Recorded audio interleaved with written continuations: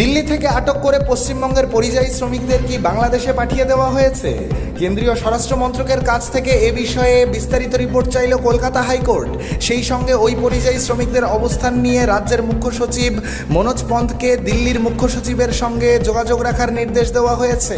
তাকেও সমগ্র বিষয়টি নিয়ে আদালতে একটি বিস্তারিত রিপোর্ট জমা দিতে হবে।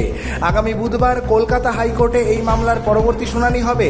বাংলার বেশ কয়েকজন পরিযায়ী শ্রমিককে বাংলাদেশি সন্দেহে দিল্লিতে আটক করা হয়েছিল। অভিযোগ তারপর তাদের দেশের বাইরে পাঠিয়ে দেওয়া হয়েছে। বৃহস্পতিবার হাইকোর্টে মামলাকারীর আইনজীবী জানান, একটি পরিবারের ক্ষেত্রে বাবা মায়ের সঙ্গে 8 বছরের শিশুও রয়েছে। পরিযায়ী শ্রমিক সংক্রান্ত একটি মামলার শুনানি বুধবার কলকাতা হাইকোর্টে হয়েছিল।